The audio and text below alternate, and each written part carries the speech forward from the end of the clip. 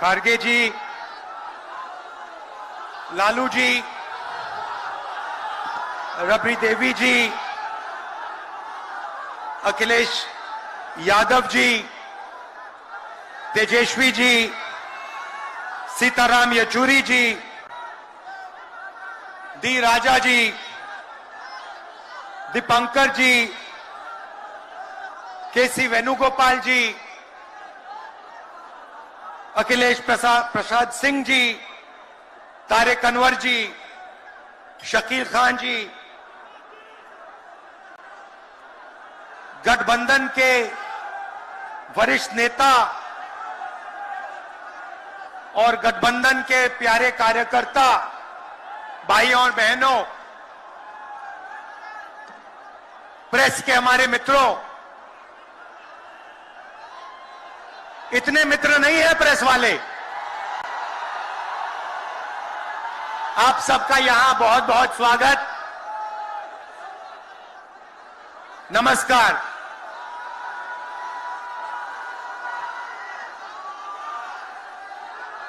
देश में जब भी बदलाव आता है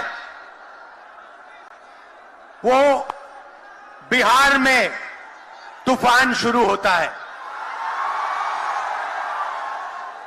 यहां से तूफान बाकी प्रदेशों में जाता है। ये बिहार जो है देश की राजनीति का नर्व सेंटर है, यहां से ही शुरुआत होती है। आज देश में विचारधारा की लड़ाई है। एक तरफ नफरत, हिंसा, अहंकार और दूसरी तरफ मोहब्बत, भाईचारा और एक दूसरे की इज्जत। जैसे मैंने यात्रा में कहा, अगर आप गठबंधन को समझना चाहते हो, एक लाइन में समझा जा सकता है, नफरत के बाजार में मोहब्बत की दुकान खोलते हैं हम।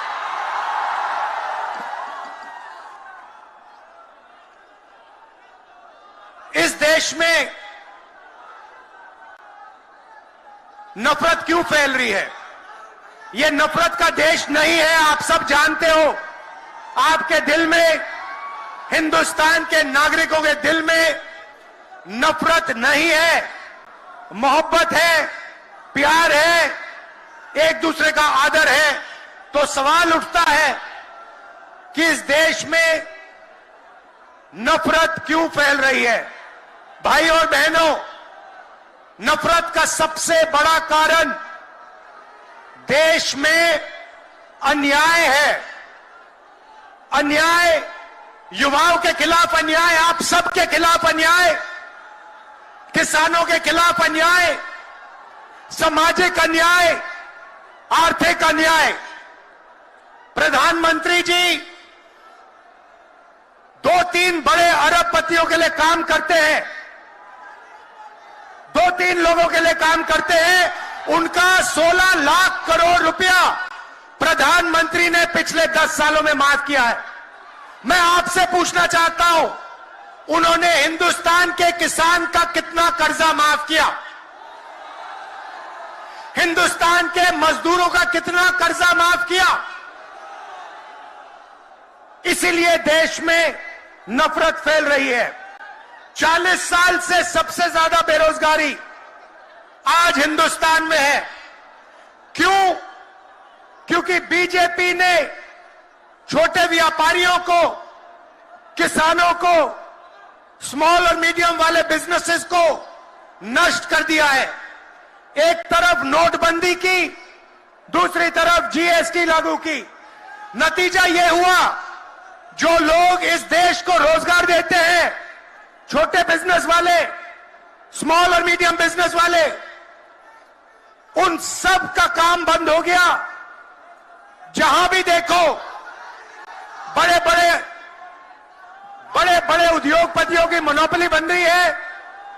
एक उद्योगपति के हाथ में हिंदुस्तान के सारे पोर्ट, एयरपोर्ट, इंफ्रास्ट्रक्चर, डिफेंस की इंडस्ट्री, सारी की सारी नरेंद्र मोदी जी ने एक उद्योगपति को पकड़ा दी। आप लोगों के लिए इस देश में कुछ नहीं बचा है। मैं आपसे सवाल पूछना चाहता हूं, इस देश में पिछड़ी जात के कितने लोग हैं? कितनी आबादी है पिछड़ी जात की? 50%। 50%। दलितों की कितनी आबादी है? 15%। आदिवासियों की कितनी आबादी है? 8%। कितनी बनती है भाई? कितनी होती है? 73% अब देखिए, 73% में से हिंदुस्तान की सबसे बड़ी कंपनियों में उनकी मालिकों की लिस्ट निकालिए, आपको एक व्यक्ति नहीं मिलेगा 73% वाला। उसके बाद मीडिया के मालिकों की लिस्ट निकालिए, बड़े बड़े इनके जो पत्रकार हैं उनकी लिस्ट निकालिए, आपको 73% में से एक नहीं मिलने वाला है। उसके बाद प्राइवेट अस्पतालों के मालिकों की लिस्ट निकालिए, स्कूल और कॉलेज जो चलाते हैं, private school, private college, private university, उनकी लिस्ट निकालिए, उधर आपको 73% का कोई नहीं मिलेगा। उसके बाद जो हिंदुस्तान को 90 ब्यूरोक्रेट चलाते हैं, आईएएस वाले, उनकी लिस्ट निकालिए, उधर आपको 3 पिछड़े वर्ग के लोग मिलेंगे, 3 दलित मिलेंगे और 1 आदिवासी मिलेगा। और अगर हिंदुस्तान की सरकार 100 रुपए खर्च करती है, बजट में अगर 100 रुपए खर्च होते हैं तो 73% की 6% की 6 रुपए की भागीदारी बनती है। तो ये जो 73% है, और उसमें अगर आप जोड़ना चाहते हो तो गरीब जनरल कास्ट के लोगों को भी जोड़ लो। इनके लिए इस देश में कोई रास्ता नहीं बचा है। पहले क्या होता था?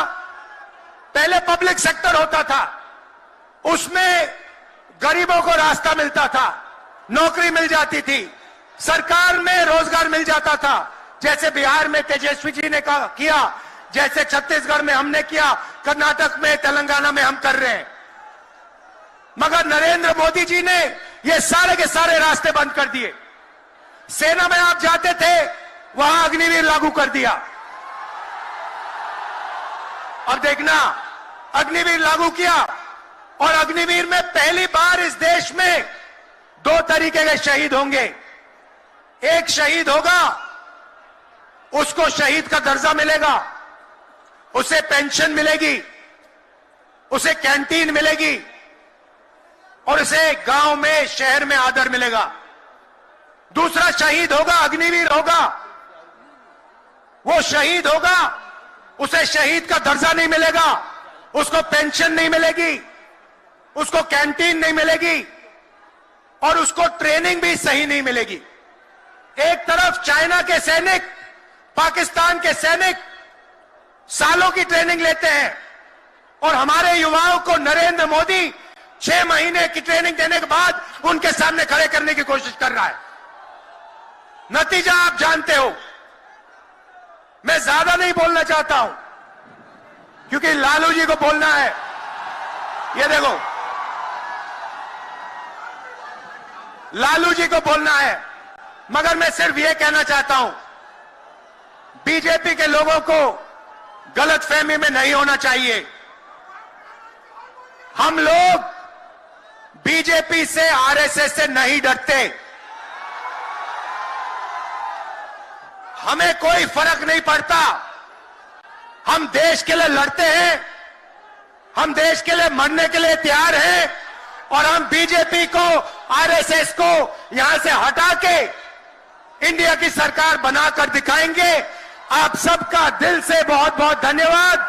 नमस्कार, जय हिंद। शुक्रिया बहुत बहुत राहुल जी। अब मैं आग्रह करूंगा संसदीय अनुभव के धनी भारतीय राष्ट्रीय कांग्रेस के अध्यक्ष मल्लिकार्जुन खड़गे जी वो आए और संदेश दें।